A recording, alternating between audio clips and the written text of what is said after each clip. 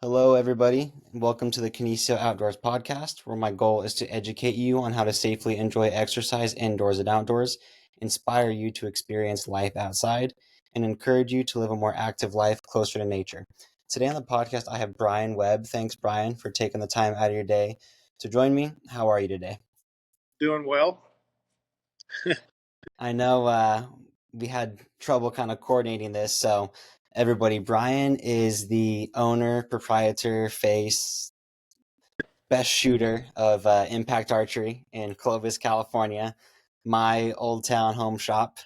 And archery shop owners, they have a different work schedule than a lot of us. So they work Tuesday through Saturday, usually like 10 to 6, 10 to 7, kind of depending. And then Sunday, Monday are their days off. And this is being recorded Monday, August 19th. Deer opener was Saturday, the 17th. So Brian has been very busy the past few weeks, so much so that we'll kind of get into a little bit of the busyness. But I just want to get a note out there. If you're listening to this right now and you're just now getting to your pro shop, you waited too long. You're not going to get quick turnaround, quick service. My dad just went into Brian's shop last week or earlier this week, whatever, and was hoping to get a half a dozen arrows. Well, just because Brian and I are buddies doesn't mean my dad's going to get his arrows in a day. They're still going to take however long it's going to take because everybody waits till the last minute. So for next year, don't wait till the last minute. Your pro shop, Brian, will appreciate it very much. All right. So, Brian, I texted you a few questions today I'd like to get into. I'd like to give my guests an opportunity to kind of talk about who they are and how they came to be where they're at right now. So why don't you go ahead and dive into your history of how you got into target archery and then how that led you into hunting? Well, it started off as I have 5 kids. Two of them were left at the house, or not left at the house, but two of them were at the house at the time. Wanted to do something with them before they went off into the world to become the ladies they are. And my wife suggested archery, so they agreed, and uh, we ended up going to the archery shop, getting some equipment, getting them shooting because I usually jump in foot head first.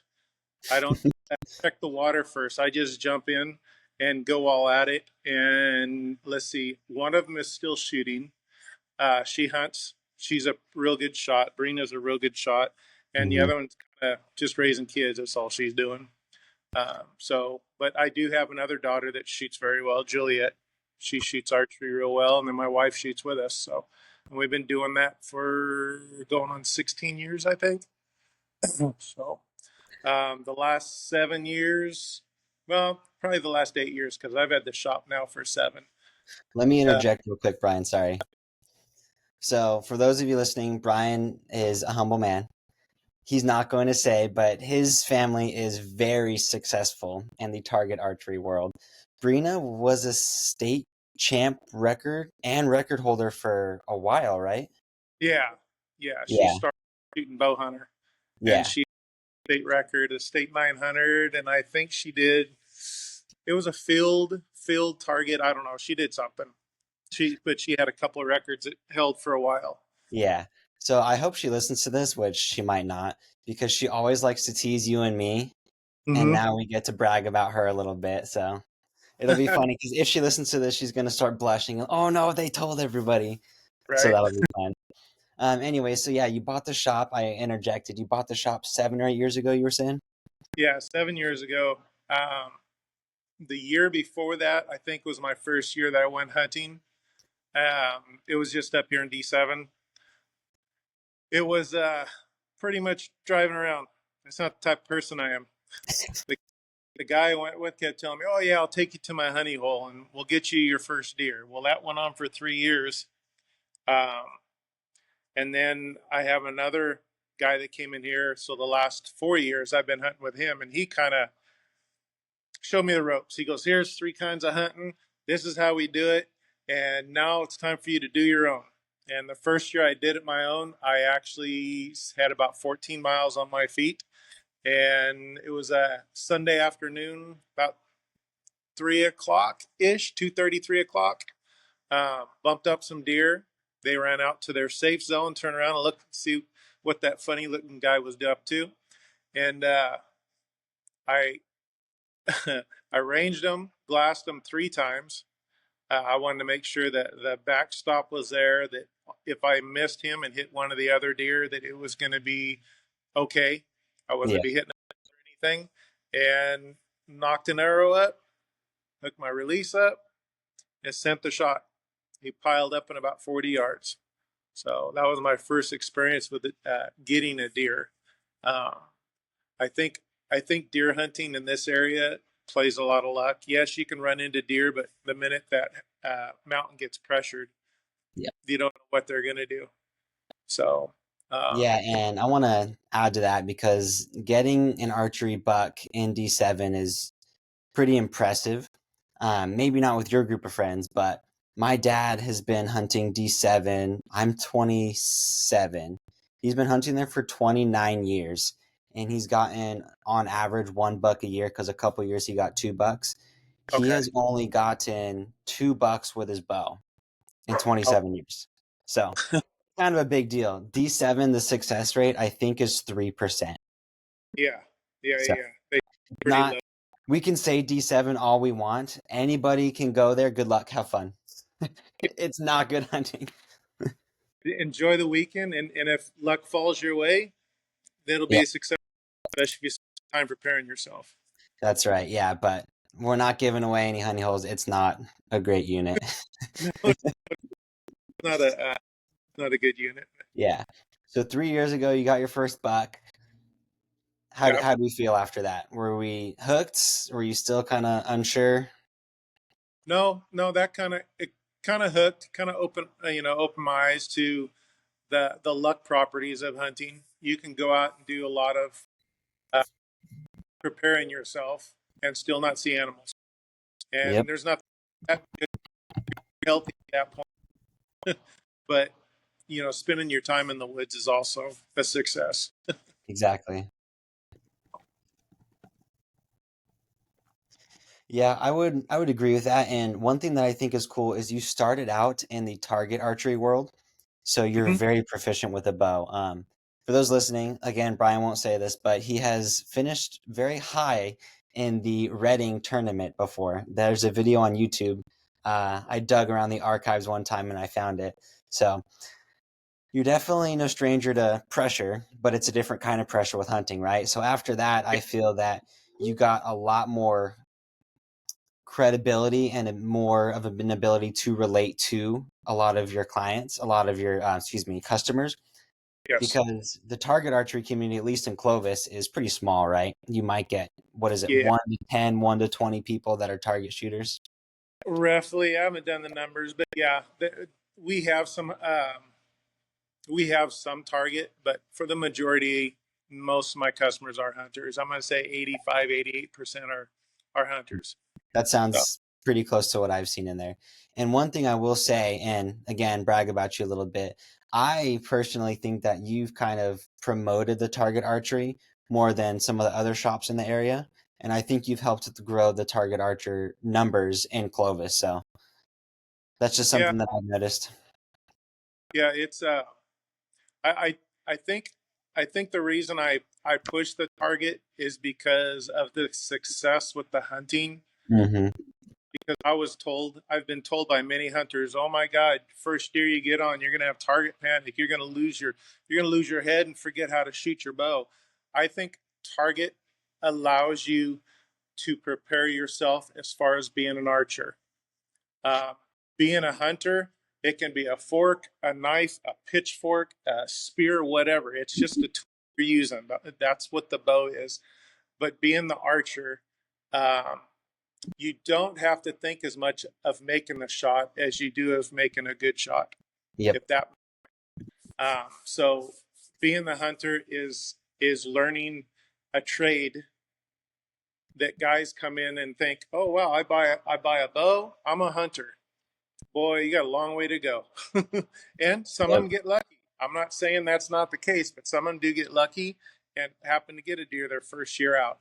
Um, but then they come in and tell me about the dry spell of years before seeing another shot. So um, that is, it's definitely a challenge. Yeah, yeah, I would agree with that. And again, where we have hunted around that area, it makes it a little extra difficult. So Yeah. now I'll just kind of take the mic here for a few minutes. So I grew up hunting and we bow hunted because you just got to hunt more. But my dad and I were better rifle hunters. That's just the way it was. So I had an Alpine. Do you remember Alpines from, Yeah. 15 years ago? I Oh had yeah. an Alpine youth bow that went up to like 27 or 29 inches of draw length. I think it's 29. Had that for the longest time. Missed some deer, like you're saying. I wasn't a target archer. I was a hunter who had Hmm. a bow in my hand. Missed some deer with that bow because I wasn't, the most successful archer. And then come middle school, high school, sports took over, so I didn't go hunting as much. I got a couple deer here and there, but nothing crazy. Hmm. And then bachelor's degree, I really focused on school. Well, during my master's degree, I somehow had all this time in the world to go hunting. It was incredible. So I was like, I'm gonna buy a bow. Archery's cool. I always liked it. I'm just gonna go buy a bow. So I walked into your shop and you shot me straight, let me know. Price range I said was a little unreasonable because I said I want a bow that's going to be technology where I'm not craving something every year. Hmm. And I think I told you I was going to spend $600, and you were like, "Yeah, you need to double that." So you appreciated you shoot me straight. I shopped around at all these shops, and a competitor shop. Nothing against you, but they gave me like 40% off a bow. That was that year's model because they were about to get next year's model. So I was like, "Sweet, I'm gonna take this bow." Well, if I would have talked to my buddy Brian, I would have learned that that bow, although it was a fine bow, I shot it really well. There were some downsides to that bow that I just didn't know about. Right. Well, when I was shooting at that other shop, they weren't as much in the, I don't want to say customer service, more like customer relations business. Hmm. And I just found home in your shop a month after I bought my Prime. And I was like, man, I would have spent more money at your shop, but all the questions you were answering for me, I was listening to the Knock On podcast, which we've had plenty of conversations about. But the difference between me and a lot of people picking things up is I'm really good at physics and math and Yeah. like Yeah. mechanics. So when we would have our conversations, I'd ask you a question and you'd be like, "Oh, wait, you actually know what you're talking about here. Okay, hold on. Yeah. I'll actually, I'll give you some nuggets here and there. Go practice, come back in a week or two." And through that first year of my master's of two, you and I got really close really quick because I was in your shop every week pretty much. Yeah. Question this, question that. I started just buying all my stuff from you pretty quickly. We got my girlfriend at the time a bow from you, Yeah. and we're just moving, arrows, everything from you, and built that relationship really quickly. The next year, I went to Montana, was successful, and we had so much meat. And because we were buddies, I gave you some elk meat. Remember that? Yeah. Oh yeah. Don't Yeah. forget the cheese with elk, I think is what it was, or something like Yeah. that. Or, It was hot Cheetos flavored mac and cheese with some elk steak. oh I yeah. was like, I think Brian would like this. And you text me, you were like, dude, this is money. That's like eating So, candy. yeah, it was so good. So after that, I was like, this guy's done so much for me, teaching me the basics of archery first, the fundamentals. And then Hmm. when I was trying to get too nerdy, too far ahead of myself, you'd reel me back in and you would kind of let me know, hey, that's smoke and mirrors. Stick to your fundamentals, stick to your basics. And thanks to you, I don't want to say that I'm good, but I'm a lot better than I would be if I didn't have your guidance. So thank you. Publicly, thank you. And because of that, when I moved to Oregon, I was a hunting guide for a year and I thought, I want to give Brian something back. So I thought, I'm going to just see if you want to go elk hunting. I had no idea. So I asked you if you want to go elk hunting and you Didn't really need more than that question, did you? Oh, no, it was like, oh, I don't jump on this now, I'm not going to get the offer again. Yeah. Which I told Brian, hey, I was an elk guide last year. I've got some spots. I think we can get you a pretty good hunt. I want to take you hunting. I don't want any money. You come up, you stay with me. We'll stay at my place. If we need to camp, we'll camp. Just drive up to me, get the tag. If you're successful, I'll butcher it with you. Done deal. So I kind of gave you the works, really. But I felt that I wanted to because I'm so grateful for the fact that you just were so helpful, so willing to answer my questions. You taught me how to fletch arrows. You taught me how to replace my own strings. Thanks to Mhm. you, because there's no bow shop nearby, I can work on my own bow with my cheap Express that I got free from a friend. So With definitely a success. great connection. What's that? I said, with success. With success, that's true. I can replace my bowstrings and then still shoot my broadheads. So, again, thank you. I offered you that elk hunt.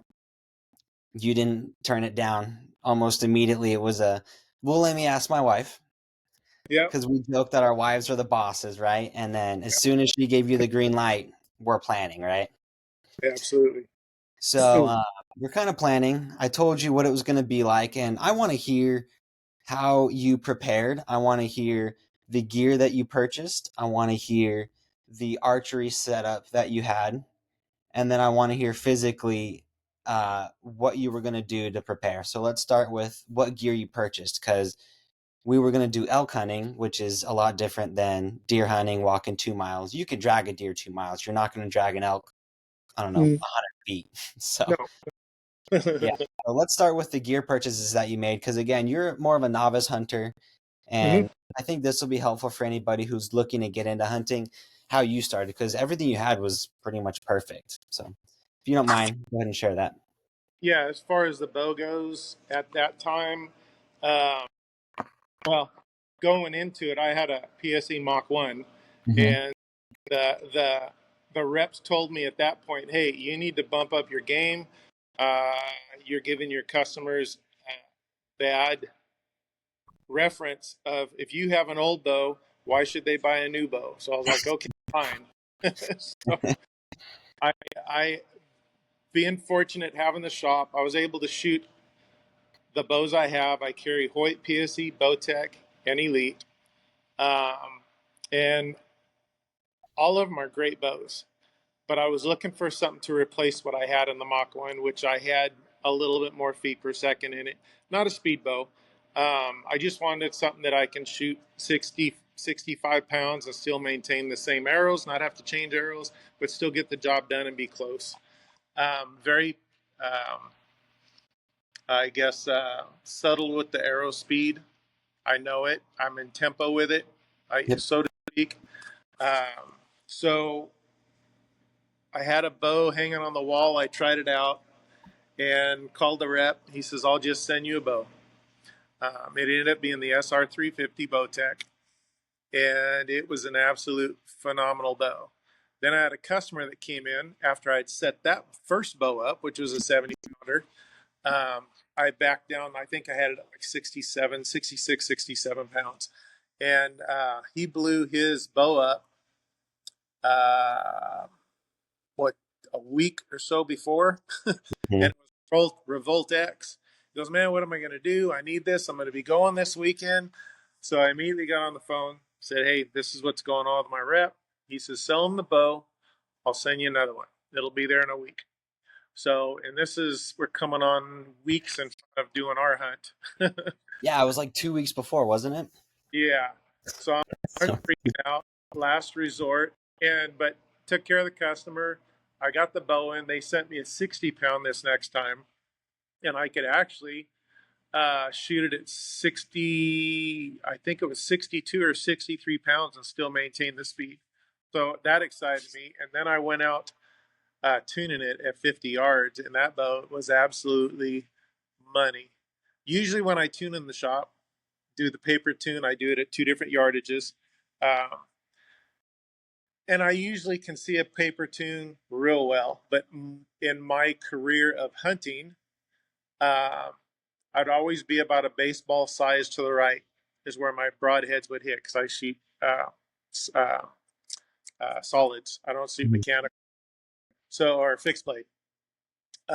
So I was like, wait a minute, that equates to a slight left. So that's a micro tear that I'm not seeing in the shop. That's really hard to read. So I gave the Bowtech a quick little tweak on the limbs because they got that what is it, deadlock? I think is what they call it. Yeah, deadlock on the cams there. Yeah, I gave it a little tweak, and next thing you know, my broadheads are dropping right in with the field points. Check it at 80 yards. It's like, okay, we're going hunting. Yeah, So and let me interject real quick. So to everybody out there, do not set up your bow 2 weeks before season.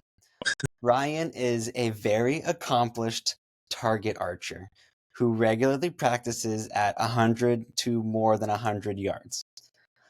So Brian can do this because he can show up on most days of the week and shoot a 300 indoors and shoot outdoors very well. So yeah, Brian, you can do it. Maybe I can do it. The average person can't do it. Please don't do that. I, yeah, especially if you don't shoot a lot. I shoot year round. Exactly. So I'm shooting anywhere between, say, 56 pounds to 60 pounds, and I shoot that year round. Yep. I'm in the shop. I probably, on average, 500 to 600 arrows a week. It doesn't sound like a ton, but with my schedule, it's enough to keep me in shape. And then Exactly.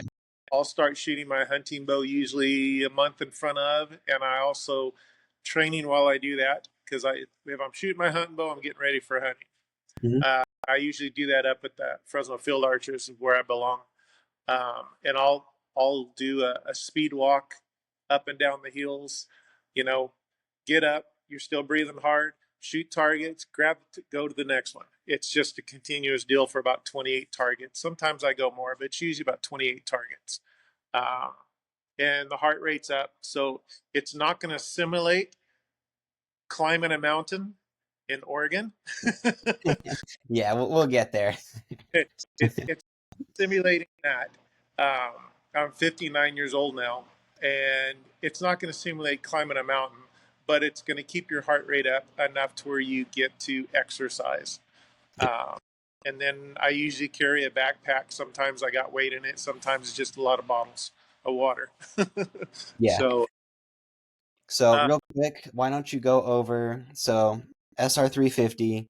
Why don't you go over your just list them for us? Your arrows, your vanes, your broadheads, and then your sight. And for you, what's the most important thing when you have all those things? Your setup most importantly needs to hit behind the pin, right? yeah, it's got to hit behind Yeah. because everybody knows being a target archer, you're aiming at something. When you're on an animal, depending on the distance, you don't have an orange dot or anything simulating a dot. So you're choosing a spot on the animal for your arrow to go. And hopefully it's in what I call the diamond zone on an animal because of the way the shoulder and the elbow is on the animal, it kind of creates a little diamond area. Mhm. Uh, so that's where I kind of aim. And when you're not focusing on what you're doing on the bow, the arrow's going to hit behind the pin. So as far as my arrows, I think the ones I shot when I was with you is I had I think it was Yep. the first or second year with the Easton match grades, the Yep. 4 mm. It had the titanium inserts in it, Hmm. which I can go either aluminum or titanium. There's only 5 grains different. The broadheads were at that time. I either had the solid legends or had slick tricks. I think You it was had a slick. slick tricks. Yeah, you had Yeah, slick tricks. and then arrow or veins are the A stealth veins. They've been kind of a staple vein for the hunting around here. Mhm. They're quiet, they're durable. Um, Most of the time, if they wrinkle up on a target, they'll straighten themselves out. If not, they're easy to refletch. Yeah. Uh, Knox, I use the boning F knock. One because it's got enough meat in the throat not to spread, um, especially for a 70-pound bow. Most knocks that are similar to it will spread, and the F knock doesn't. I like it. It's got a double click, so take you about 5 minutes to get used to that. But it's a real good nock. It releases well. Uh, what else was there? Oh, the rest Hmm. is a now it's about what 6 year old Hamsky, Yep. the pro hunter, and then the site when I went up there was a landslide. Single Yeah, pin. and I'm a little frustrated with you still because you never told me about that site. So landslide, real quick. Can you tell me? Do you remember why I was frustrated with you? Because the hood, remember? What the hood? The hood you can adjust for the letting light in, and then you can switch Oh the scope. yeah. So real So quick, take like a minute or two and tell everybody why you like that site and the benefit of what I just said. Kind of explain that real quick for everybody. okay, so the nice thing about that site is you can buy it as a single pin, a 3 pin, a 5 pin, and they're micro adjustable pins, which is really cool from Excel. Uh, I like the single pin. I like the simplicity of it. The other thing that I like about that company is they use a good quality fiber optic. So it Mm. picks up a lot of light, even in low light or even canopy type hunting. It's plenty of light. I've never had to use a battery on it to keep enough light. Even when it's like the one elk we're going to talk about, even if it's coming into daybreak, that light will still glow enough to where it doesn't, you don't have to look for it. It's there. Yep. Uh, and then if it's super daylight, if you're out in the middle of a meadow and you're getting blasted with a light, you can reach up with the little uh, the shade deal, and you can Mhm. roll around and change the temperature of it. So it's a really nice site, really easy to use. If you spend enough time with it, you don't have to set it at 20 yards. I set mine here in D7 at 30, and I'm good from 15 yards out to 40 yards. It's either And an you have inch high. the dual pin, right? Or is it No, this? it's pin. Okay, you should single. Yeah, I just still single pin. Yeah. Uh, and that's one of the reasons why you shoot it a month ahead of time is to recalibrate my mind from my target site to Hmm. that hunt because I got an upright pin, and Yep. it's like heck, this is in the way, and I don't have that on my target bow. Yeah. So Yeah. So thanks for explaining that. When I get my new sight, I'm either going to get that one or the option archery canyon pounder. I'm torn. They're both pretty slick, but that check one's out, cool because you can switch out the scopes, right? yeah, and you Yeah. can do the same thing with the new Spot Hog Boonie. Look at that one. That one's kind of a cool sight too, and they got Well, great. yeah. Yeah. We'll have to talk later. If you ever have archery questions, it's not a bad idea to become friends with your local rep because they'll give you the truth. And Yeah, Brian is always pretty good at that. So we got into that. When I was telling you about this hunt, I asked you to do some training for me. I know you can shoot, so no questions there. And I know you're mentally tough, so I wasn't worried there. But I wanted you to get in physical condition because we were going to be walking a bit. yeah. So fast forward, you drive up, and I was out scouting, and my wife messaged me on my Zolio, my satellite communication.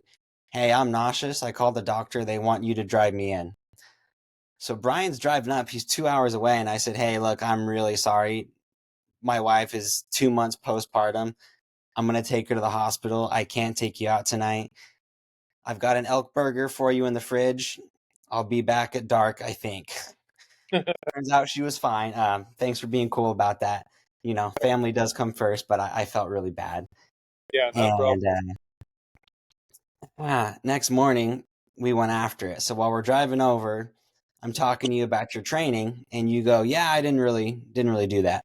So I'm like, "Okay." A little frustrated because my thing, I'm getting a PhD in kinesiology. I'm a nerd about exercise and how it Yes. affects the body. That's what I do. So I'm telling Brian, when you train, put a pack on with 5, 10 pounds, and then work up to 20 pounds and work up to 30 and do stadiums at Clovis High School. And he's like, okay, never did it. So I'm like, awesome, start. So first morning, we put in 6 miles in about 3, 4 hours. I took Brian through some stuff that we didn't need to, kind of beat him up a little bit. And Abuse. you're so funny. You go, one of my customers was telling me how Oregon's just rolling hills, so I didn't really feel like training, but he was wrong. And I'm like, Oh, yeah, man, you should have trusted your guide, your trusty guide. So, anyways, that was kind of cool. We saw some elk tracks, saw some fresh sign. yep. That night, didn't get into them, so no big deal. Next morning, we went to a different spot. Checked your camera too, didn't we? From the We first checked spot. my camera. Yep, we checked my camera. We had a bear on my camera. Yeah, And you saw that really big buck in the clear cut. Remember that? yeah, yeah. Yeah. Somebody's property. Uh, no, that was we could have hunted it. We had a knock on his door, right? No, not that deer. Oh no! Oh no! No! No! You're No, right. the elk were on private property where they were like in that guy's yard. We were like drooling over him. Yeah, so we were at this spot, and it's timber country, which is most of what the hunting is around here. Mm, So didn't see anything. I kind of beat you up a bit. Next day, we went out to a new spot and just kept finding pretty good sign, but it wasn't like that day sign. yeah, And yeah. that's what we wanted. And we heard no bugles, no communication whatsoever. So bugle tube was in my pack. Go for it. Talk about signs. So up till you, and I tell people this because this is like everybody asks me, well, how can you be successful? I said I was very successful. I may not have got a bull or had a shot, but I was successful in learning how to hunt. It comes back to that learning how to hunt.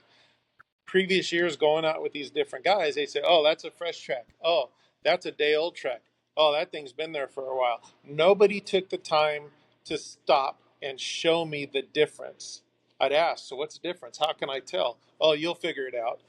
You took the time out and showed me how to identify that track within an hour or so. And that's an old track. Don't sweat it, but we're in tracks. But you took the time out to show those things to me. And that was, among other things. I mean, we smelled beds of the cows and the bull, how they pissed in their beds. And I mean, you went through scenarios after scenarios showing me this stuff. And I was like, holy cow, if I get lucky. Yeah, there's a lot to it, and I just love this stuff, so I'm happy to show you. But yeah, one thing I appreciated, and for anybody, you could kind of call what me and Brian did a quote unquote guided hunt. I scouted first. I took him out. He was first shooter. I was trying to get him an elk. I had a tag, if I got one, cool. I was already successful in Montana the week before, so Brian already was going to get some elk meat from that. Like I just wanted him to have a good time, and be successful. But if you're going hunting with somebody that knows more than you, and they're the kind of person that is willing to help you, don't be afraid to ask questions, because that was one thing where I was telling you stuff and you were saying, well, hold on here, because that doesn't make sense. And then you'd ask me more questions. And I really appreciated that. Yeah, yeah. So, yeah, definitely back to you. I mean, yeah, appreciate you saying that. But we're just going through and everything I could teach you. Like I think I showed you an elk rub. Remember that first morning? I showed you an elk rub that pine tree was ripped to shreds. Remember that? Yeah. So I'm just showing you things where I could, and just I want to pay you back. And I know hunting, you know archery. So I'm Right. just trying to help you out, pay you back. So I think was it day 3? We're driving back, and I was like, I was really mad. I was like, Brian, I'm so sorry. I thought we would have seen an elk by now. And you go, well, why don't you take over? Because I'm just complaining, right? I'm all, oh, woe was me. And I think I said the exact words, we should have seen an elk by now. Uh-huh. And what happened? That was that the morning of the third is where we saw that elk getting out of his bed and going up the side of the mountain? Is No, that the this part? was the day before that. Oh, we came around the corner. Yep. I'm Like complaining. We should with have the seen an cow. elk by now. And Brian looks up and he goes, oh, like that one? Yeah, yeah, yeah. So we jumped out, and that elk ran back up. We circled around, parked, and we walked down this old gated logging road. and we can hear them, right? It's real thick in there. And it's so thick, we couldn't have shot, what, a yard or two? It was nuts. Yeah, it was ridiculous thing. We jumped Well, a deer at like 2 yards because it was that thick. well, that one evening was it, yeah, it was evening. It was before sundown. You heard elk in the bush, and that was only across the road from where you were. So that Where was you, that night. Yeah, that was yeah, that night. So yeah, yeah, let me set the stage there. So we see this one elk, and then now instead of driving home, we're tracking. So I'm like, okay, blah blah blah. This is where this is. This is what these elk are doing. Okay, I think I got them figured out. We're coming here tonight. They're gonna come out here tonight, yeah. and they did. But we were off of a pretty major road, so the elk knew, don't go out there before dark. Right. So, although I sat there with my arrow knocked, released on this D loop, ready to go, they knew not to come out. It was too dark. We took off. The That was next like morning, 20 minutes. You were sitting there posted. I mean, you were ready. I was a little tired after that because I was ready to draw at any second. Yeah, and so next morning we go back there, and I'm like, I think they're feeding in this clear cut and reproduction growth in the Mhm. overnight. There's a creek on that side, and then they're feeding up through it and then going up over into this northwest slope, thick timber, and bedding down, that's pretty similar to what elk do. They usually bed on like north benches, so pretty close. So I'm like, I got these elk patterned. This is what they do. Next morning we're there, and I'm like, Brian, you're gonna see all the different tricks that I know. We're gonna glass, and I hate glassing because I do not see colors well. And we're sitting there, we're just whispering back and forth, catching up, talking about Maven binoculars, and then what happened? That elk started going up the side of a mountain, Yeah, and but we pulled. remember we're sitting there, and I go, elk, elk, bull, bull, bull, bull, bull, Yeah, yeah, yeah, and you, yeah. you couldn't see it. So now we're trying to play the Brian. This is how you determine where something is. So we're watching it, and then yeah, and then go ahead. It goes up the hill. Yeah, it starts going up the hill, and it's eating, and it's doing a little switch back and forth. And I'm like, man, that thing's a ways away. And you're like, yeah, yeah, it's a ways away. So we watched it until it disappeared. Well, watching it until it disappeared, it was stopping and eating, and we can see its rack, its full back. And I'm thinking, that couldn't be that steep. No big deal. That's and then we after he tucked into the woods, we ranged him, and it was 600 and what 38, 600 and something like that yards. Yeah, it was a little out of range. Yeah. So we pinned it, and then we hiked over to see where he was. And he could have been there, but obviously they know how to disappear. But we saw where he came up through this, and it was like falling off of a roof where he came up. It was vertical, at least, I don't know, 30 feet, and he Hmm. was eating berries on the way up. Yeah, that was nuts. Yeah, it was crazy. That was pretty impressive. That's one of the more impressive elk trails that I've seen. That was pretty vertical. But before we got a chance to look at that trail, we walked up and the road forked, the old logging road. And we're talking and we're like, the wind's kind of swirling. We know, what are we going to do? So finally we start kind of sneaking down this road and we can hear this elk. We're what, 30, 40 yards away from him? Yeah. He's still feeding around, but it was just Oregon coast. It was too thick. We just couldn't see him to get a shot. We could see the brush move every once in a while. We heard he was right there, nothing. So we played it safe. We had 3 more days to hunt. So we're like, okay, this elk has no other elk. He's a legal spike. You didn't care, which was nice. So we're like, we're going to back out. We can come tonight and maybe we'll check it out, see what's going on. But tomorrow morning, I had to go to school. I had a work meeting, and you were like, I know exactly what to do. So that morning, I think I Well, woke up with you. I think I made you breakfast and sent you on yeah, your way. What's that? I I think I didn't know exactly what to do, but between you shared with what I should do, and that's what I went to go do. That's fair. Yeah. So what was the plan the next morning? Next morning was to go back and set myself up, figuring he was going to come back up through that trail. Yep. And it would have set me up at about somewhere between the 28, 35 yard shot. Yeah. Which Uh, easy. yeah, it would have been a money shot. So um, that was the plan. Quietly get there, get in place before sunup.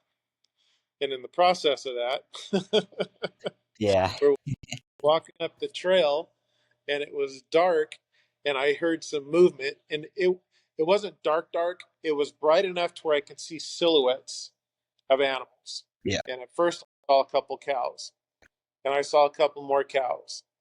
And then there was a couple more. I was like, what the heck? So as I was trying to get where I needed to go, these cows are coming out. So I don't want to spook them in case that could be the next day, the evening, whatever. So I'm watching, and then I see a silhouette of a bull. And whether it was a 4x5, a 3x4, whatever it was a bull. And I thought, okay, I'm looking around thinking, I can't make this shot yet, not legally. And I couldn't see him because I tried to hold my bow up just to look through the scope, and I couldn't make him out good enough to even make the shot. Yeah. So I was like, okay, we'll wait. I'll be quiet. So my first yardage range on him was about an 85 yard. I would have taken that shot if I could have seen him clearly. My next range on him was 97 yards, and then I went to 101, and then he disappeared. I Yep. was like, what the heck? And it was all as in that new growth stuff, Christmas tree. I call them Christmas tree growth, but those trees had to have been at least 6, 8 feet tall, and it was just rows and rows of them, and you can see them every once in a while between. But that was a pretty got my heart pumped up a little bit. Not to a full blown race or sprint, but it was pumped up like, this is the morning. And then Yeah. I hiking up the road, and I got to the shot area, and I hung out there for a couple hours just waiting for that guy. He didn't show up for his surgery. I was waiting for him. He didn't show Heart, up. heart surgery. Heart Open surgery. heart surgery. Yep. So, but yeah, no, it was exciting. It was exciting. Yeah, that was pretty cool. And that was another piece of the puzzle because after you decided to stop waiting for that spike, you went and tried to figure out what those elk were doing because it seemed like they were laying down in those Christmas trees, right? Yeah, the way they disappeared, it seemed like they just bedded back down. Yeah. So you went after them, and there's, old logging skid roads all through there. Yeah, And you found, I think it was like 6 or 8 beds, wasn't it? It was quite a few beds. it was eight beds and a bull bed. Yeah. So it was about eight cows and a bull at that time. Yeah. So that was that afternoon, that evening when we went back. Brian showed me what he found. And if you're hunting with somebody who's more experienced than you, if you can show them what you find, that is very helpful in Yeah, your learning, and it's helpful in them figuring things out because now you're trying to like insert your knowledge into their head. And because of that, I was like, oh, these are fresh beds. And that was when you said, well, how do you know? So I first of all explained that elk, because they're so big, for those of you that don't know, elk are, as an adult, especially Roosevelts, are 400 to 700 pounds. When they lay on the ground, they leave a big depression. yeah, they leave an imprint for sure. Yeah, and the ground is actually sunken in. And then if there's grass, you can really tell. Well, that's so you can see a bed, but you can smell a bed. If it's fresh, you put your face near it and it reeks. And it Yeah, smells like horse you and like horse? bone. And then if there's urine in the bed, Uh, it's a bull bed because bulls' private parts, we'll call it, are kind of on their bellies. And then if there's urine outside of the bed, then it's a cow bed because their urinary tract goes that direction. right. So that was when we figured out this is these elk's beds. And then I think we tried again, but I think you got a little too close for comfort with them, so they changed their daily routine. But I think overall, we got you some pretty good learning experience. You almost got to draw back twice. Yeah, So I think you had a good attitude, like you said earlier, of success would have been cool in the sense of filling a tag, but you were successful in learning. You didn't have to pay 7 grand for a guided elk hunt. We probably exactly. had more fun because we're buddies and we got to talk about whatever we wanted to. Life Yeah, and life, training for the religion, going. food, all the Yeah, important things. yeah, yeah, exactly.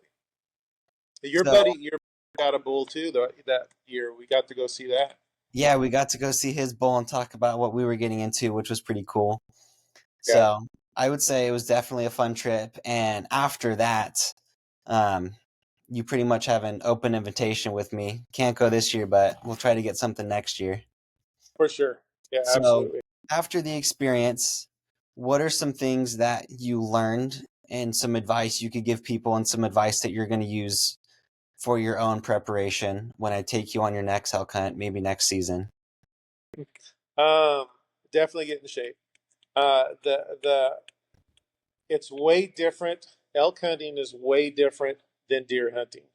That I've learned because elk move, and they don't just move a little; they move a lot. They cover a lot of miles in a day, and they do it every day. It's just their nature to do that.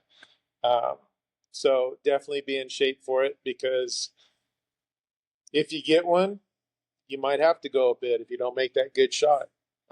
If you get one and you get it butchered up, you still got to haul it out. You got to be in shape for all that stuff. That's not like a little 98-pound hybrid blacktail from the DC. These things are massive. So one way or another, elk hunting is not for the lighthearted. If you're going to do it, you got to be in shape. Yeah, I would agree with that. And then we talked about, I kind of hinted at gear earlier. Let's circle back to that. So you were Okay. asking me what gear you needed and what were some of the purchases that you made and that you feel were pretty beneficial to your ability to hunt as hard as we did. Shoes, shoes and boots. So that was probably I think the biggest thing that I invested into was the shoes, boots, and we had talked about barefoot style boots before me getting there, and I'd also picked up a set of Crispies. Um, and we were walking the one morning, and you kept looking over, and I think I was in the Crispies at that time, and Yeah. you said you're noisy. And I was like, man, I'm quieter than I am in the other one. She says, you go, no, you're not. And I was like, serious? So I started thinking about it. I was like, I'm above the noise and you're hearing me from the side. So mine was probably muffled. I don't know. But you said I was quieter in the I think I yeah, I had the zeros. Yeah, the Uh, zero shoe excursions. yeah, and that was my first experience of wearing barefoot while hunting. Uh, I like them. I use a barefoot shoe every day now, day in and day out. I'm in a barefoot shoe. I do wear my Crispies at times. I think if the weather gets colder, I will definitely wear them. Yeah. But as for here, I wear a barefoot shoe. I'm actually looking for one that's a little bit taller because these go just above the ankle. I want a little bit more. Um, so that was it. That was probably the biggest thing is in the shoes because you can't put the miles on if your feet are not comfortable enough. You're gonna pay for it in your back, Yep. Yeah, I back would in your. agree with that.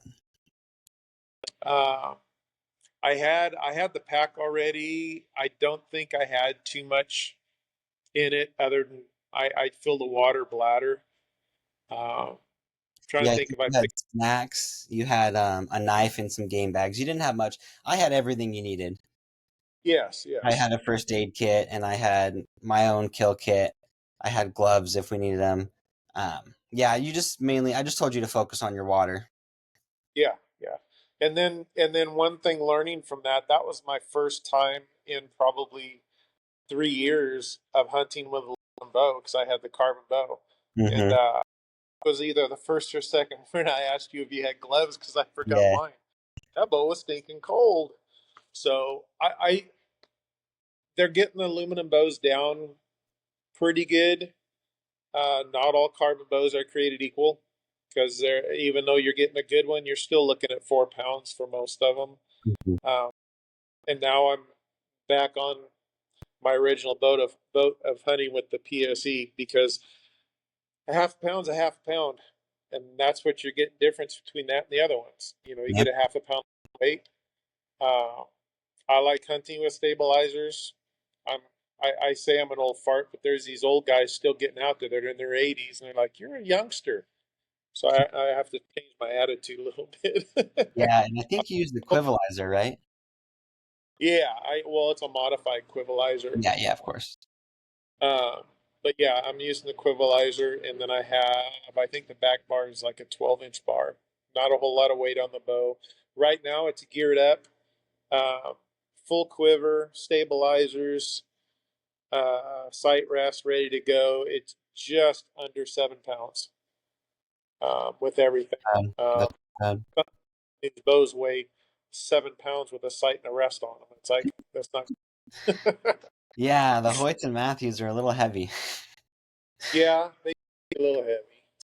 They are trying to get them lighter, but you can only do so much with what Yeah, they're asking for those now. The efficiency of them, the poundage that they're pulling, and yeah, you can only lighten an aluminum bow so much before they start to get noodly. yeah, definitely. So let me double check my questions here. I think we got through pretty much all of them. I do have a couple other things I want to touch on real quick. So after your first elk hunt, kind of beat you up the first day, but you Huh? want to go again. So what Oh is yeah. it about elk hunting that made you want to go again? Because we didn't hear a bugle. We heard hunter's bugle. We never heard cow calls. What about elk hunting made you want to go again? And then what would be your advice to somebody who's looking to try to do their first elk hunt? So looking to do your first elk hunt, I would say go with somebody that knows. Uh, Obviously, it's our experience. I don't. I've heard some bad experiences with some guides. Matt went on a hunt last year, and he had a absolute worst experience with a guide. So I would be picky with that. Um, you and I had a great time. One because we knew each other, and two because I was just intrigued with learning. I mean, because Mhm. you don't read a book. I don't read book. Let me put it this way: I don't read a book and learn from a book. I learn a book from, or I can read a book all day long and still not learn from it. I have to experience it, and then it absorbs. It's just how I learn. Um, but as far as an elk hunt, I think the reason I want to do it more is because it's not an easy task, and to be successful with it, I've spent I'm going to say many hours watching Jim Burnsworth with the elk hunts, and that guy is extreme. I got to meet him in person one time, and he is really cool. Way more cool than what you see on his program. Um, but you have to be in shape. That there ain't no other way to put it in. Is you have to be in shape. You Yeah, have to be ready to put in the work. Uh, I wasn't in shape. I wasn't. If I happened to get on a bull and made the kill on the bull, I would have said that's probably the easiest part, even though you beat me up the first day. That was probably would have been the easiest part. The getting the meat out and packing it out, that would have been, yeah, extreme. I would have packed it out for you. I would have not been patient and just carried it out for you, just lapped you on the trips. Right?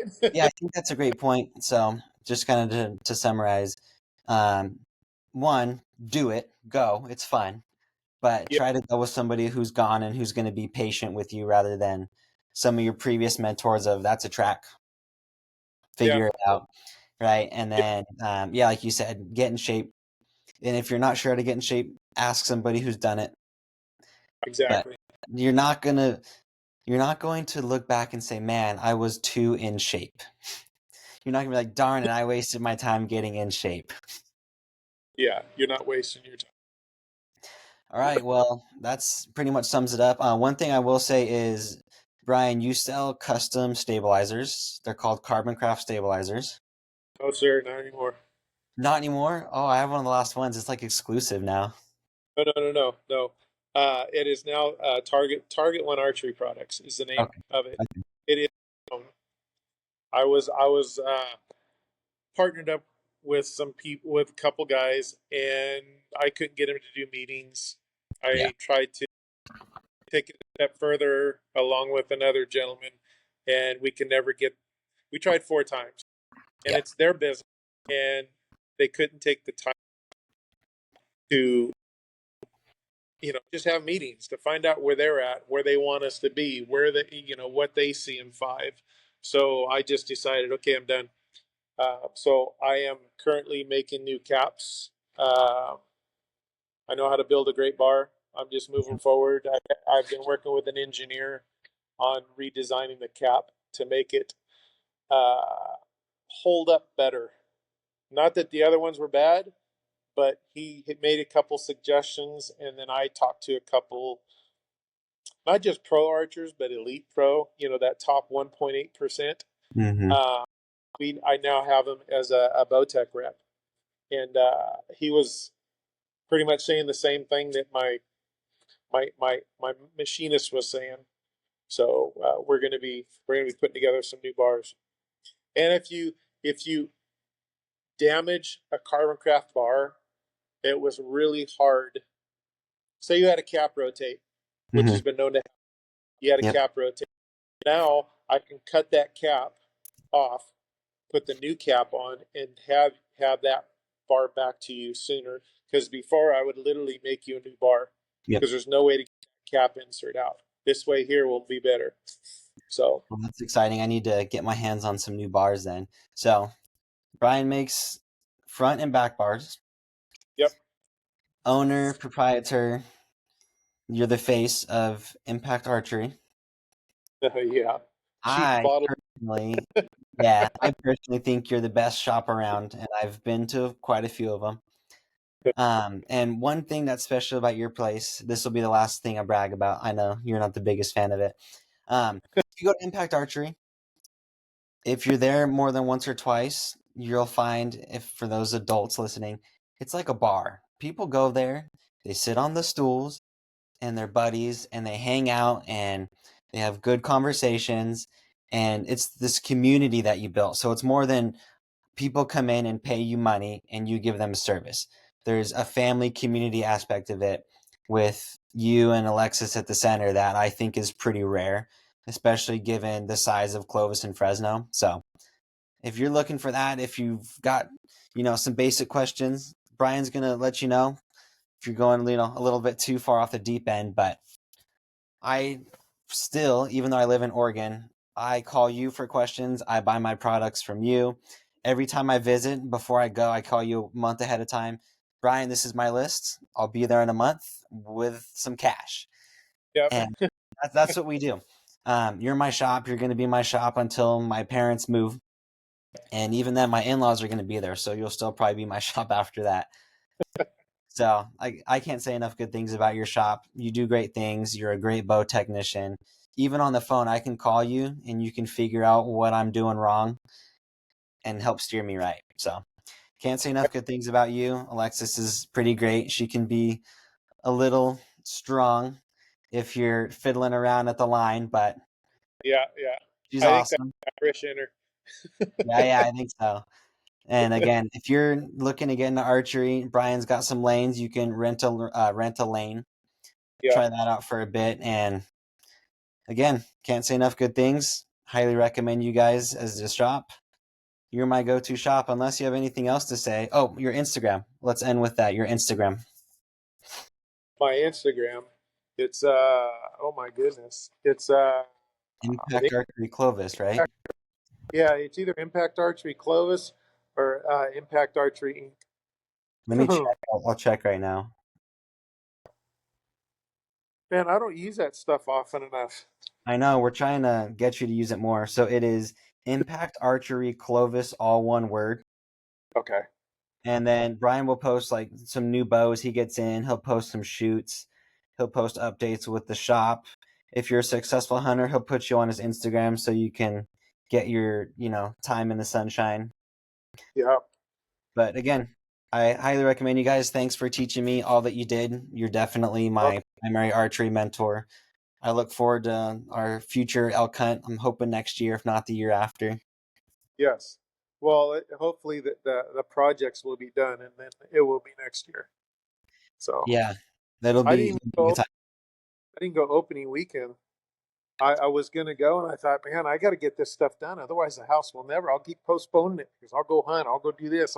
So Yeah, I just, nope, I got to stay focused, yeah. stay on track. That's the age-old tale with as soon as you get the hunting bug. Yep, yep, exactly. All right. Well, thanks again, Brian. And with that, we'll send off. So thanks everybody for listening. If you have any comments or questions for Brian, put them in the podcast comments and I'll try to shoot those over to Brian. Give him a follow on Instagram. Check out his shop. And again, thanks everybody for listening. We'll catch you on the next one.